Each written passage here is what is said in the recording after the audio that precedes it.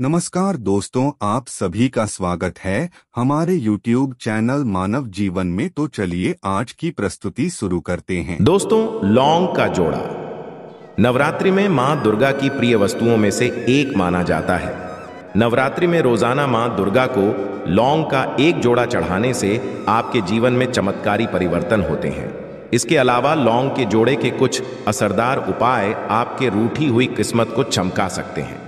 आइए जानते हैं क्या है ये खास उपाय। शारदीय नवरात्र की तैयारियां लोगों के घरों में शुरू हो गई हैं। मां दुर्गा को समर्पित 9 दिनों के इस महापर्व में भक्त मां दुर्गा को प्रसन्न करने के लिए तरह तरह के उपाय करते हैं, किंतु हम आपको बता रहे हैं ऐसी चीज जो मां दुर्गा को सबसे प्रिय है और इसका उपाय करने से मां दुर्गा प्रसन्न होने के साथ ही आपकी रूठी किस्मत भी चमक जाएगी।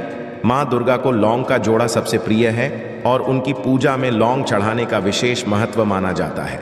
लौंग के जोड़े के उपाय बहुत ही असरदार माने जाते हैं। आइए आपको बताते हैं इससे जुड़े कुछ खास उपाय। नवरात्रि में मां दुर्गा को प्रसन्न करने के लिए एक पीले कपड़े में लौंग का एक जोड़ा रखकर उसके साथ 5 इलायची और 5 सुपारी रखकर मां दुर्गा को अर्पित करें। उसके हमेशा अगले दिन सुबह स्नान करके यह सामग्री कपड़े सहित अपनी तिजोरी में रख दें। ऐसा करने से आपके घर में सुख समृद्धि बढ़ेगी और मां दुर्गा प्रसन्न होकर आपको आर्थिक रूप से संपन्न बनाएंगे।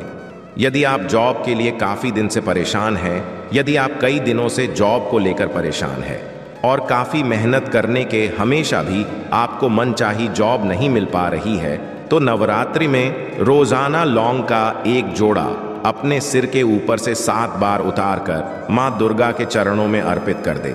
ऐसा करने से आपकी जॉब से संबंधित सभी समस्याएं दूर हो जाएंगी और आपको मनचाही जॉब मिल जाएगी। राहु केतु के अशुभ प्रभाव को दूर करने के लिए उपाय। नवरात्रि में राहु केतु के प्रभाव से मुक्ति पाने के लिए हर रोज लौंग का एक जोड़ा शिवलिंग पर अर्पित करें।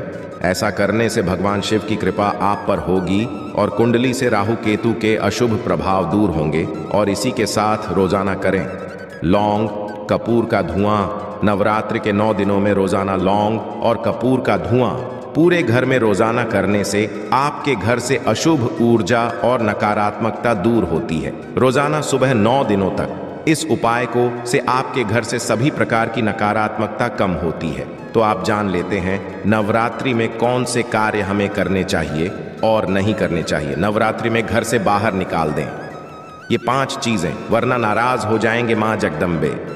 यूं तो मां अम्बे हर पल अपने भक्तों का ख्याल रखती है, किंतु नवरात्रि के दिनों में माता रानी की पूजा विशेष फलदायी होती है।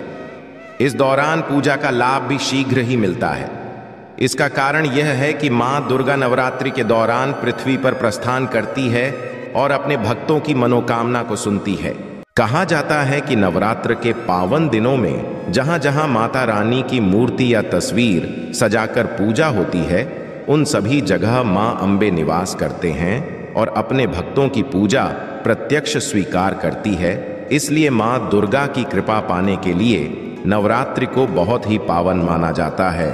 नवरात्रि से पहले ही लोग घरों में तैयारियां भी शुरू कर देते हैं। ऐसे में यदि आप मां अम्बे की कृपा पाना कहते हैं तो नवरात्रि में अपने घर से कुछ चीज़ों को निकाल फेंकें, क्योंकि ये चीज़ें घर में नकारात्मकता लाती है। चलिए जानते हैं उन चीज़ों के बारे में। खंडित मूर्तियाँ।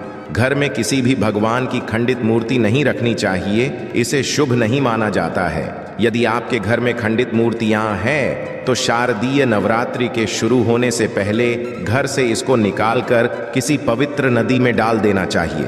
अब जान लेते हैं रात्रि में हमें कौन से कार्य करने चाहिए और कौन से कार्य नहीं करने चाहिए। पहले हम जान लेते हैं हमें कौन से कार्य करने चाहिए। मूर्ति, घट और कलश सहित अखंड ज्योति की प्रतिदिन पूजा और आराधना विधिवत रूप में करें और माता को भोग लगाएं। जो कई लोग अपने घरों में माता का जागरण रखते हैं और भजन कीर्तन करते हैं। पूरे 9 दिन व्रत रखा जाता है। इसमें अधिकतर लोग एक समय ही भोजन करते हैं। प्रतिदिन दुर्गा चालीसा, चंडी पाठ या का पाठ करते हैं। फिर जब व्रत के समापन पर उद्यापन किया जाता है तब कन्या भोज कराया जाता है। कई लोगों के यहाँ सप्तमी, अष्टमी या नवमी के दिन व्रत का समापन होता है। तब अंतिम दिन हवन किया जाता है। अंतिम दिन के हमेशा अर्थात नवमी के हमेशा माता की प्रतिमा और जवारे का विसर्जन किया जाता है। सप्तमी, अष्टमी या नवमी के दिन व्रत का पारण कर रहे हैं तो व्रत का उद्यापन करें और 9 कन्याओं को भोजन कराकर दक्षिणा देना चाहिए, तभी व्रत का फल मिलता है। नवरात्र के व्रत में क्या नहीं करें। इन 9 दिनों यात्रा, सहवास, वार्ता, गाली बकना, झूठ बोलना, क्रोध करना, गुटखा पान, मद्यपान, मांस भक्षण और मसालेदार भोजन आदि कार्य नहीं करना चाहिए। व्रत में बार बार जल पीने से भी बचना चाहिए। इन 9 दिनों में काम, क्रोध, मदलोभ जैसे मानसिक विकार मन में नहीं लाना चाहिए।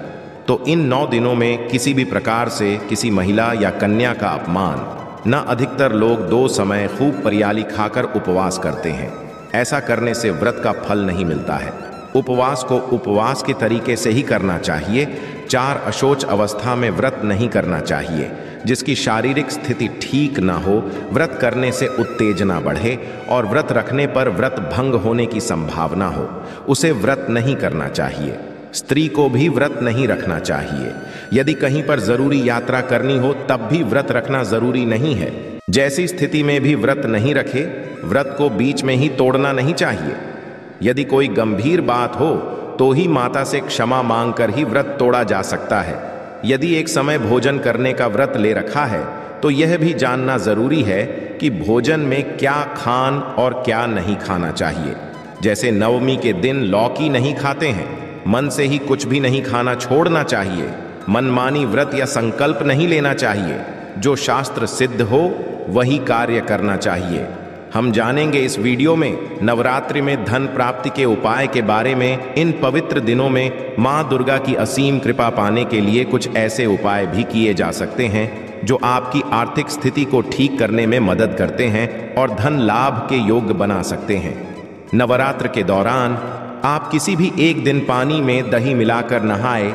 यदि आपके हाथ में पैसा लंबे समय तक नहीं दिखता है तो इस उपाय से घर में बरकत होगी और धन की वृद्धि होगी। नवरात्र दौरान दुर्गा के 9 रूपों का हम स्मरण करते हैं। ऐसा माना जाता है कि वह हमारे लिए धन के योग बना सकती है। यदि आप नवरात्र के किसी भी दिन पानी में हरी इलायची डालकर स्नान करेंगे तो आपको अपार धन मिलेगा। नवरात्रि के दौरान आप धन लाभ के लिए माता लक्ष्मी की विशेष पूजा करें। इस दिन आप श्री माता का पाठ करें, इससे आपको लाभ होगा। दुर्गा जी की नियमित रूप से पूजा अर्चना करें और उन्हें अष्टमी तिथि के दिन श्रृंगार की सामग्री ऐसा करने से आपके लिए धन के योग्य बनेंगे ही और पति पत्नी के बीच संबंध भी मजबूत होंगे। नवरात्र के 5वें दिन सफेद कमल गट्टे, साबुत सुपारी, हरी इलायची, मखाने सभी चीजें 5 की संख्या में ले और मुट्ठी भर हवन सामग्री के साथ मिश्रित करके इसे 108 बार माला जाप करते हुए हवन करें। नवरात्रि की पूजा के दौरान आप हनुमान जी के मंदिर जाएं और उन्हें पान का बीड़ा अर्पित करें। इस उपाय से आपके लिए के मार्ग खुलेंगे। यदि आप जॉब और व्यापार में उन्नति चाहते हैं तो पान के पत्ते का इस्तेमाल नवरात्रि के 9 दिनों में करें। इन दिनों में आप पान का पत्ता लेकर इसमें कुछ गुलाब की पंखुड़ियां रखें और माता दुर्गा को चढ़ाएं। इस उपाय से आपका रुका हुआ धन भी वापस मिल जाएगा। नवरात्रि में अपने घर के मुख्य द्वार पर स्वास्तिक का निशान बनाएं, ये भी सुख समृद्धि का कारक होता है। यदि आप हल्दी या कुमकुम से स्वास्तिक बनाएंगी तो ये घर की आर्थिक स्थिति अच्छी बनाने में मदद करेगा।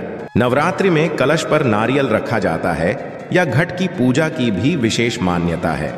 इस दौरान यदि आप घर में किसी वजह से घट स्थापित नहीं कर पा रहे हैं तो नियमित रूप से घर की पूजा मंदिर जाकर करें। नियमित रूप से दुर्गा सप्ताह शती स्तोत्र का जाप करें और दुर्गा चालीसा का पाठ करें। नवरात्रि पर विशेषकर इन बातों का ध्यान रखना बहुत ही आवश्यक है। तो यह थी आज की खास जानकारी। मैं दुर्गा माँ से यही प्रार्थना करता हूँ कि वह अपनी कृपा आप सभी पर सदैव बनाए रखें। आशा है कि आज की इस प्रस्तुति में बताई गई जानकारी आपको अच्छे से समझ आ गई होगी। वीडियो में दी गई जानकारी अगर अच्छी लगी हो तो प्लीज हमारे चैनल मानव जीवन को सब्सक्राइब करें, लाइक करें। धन्यवाद।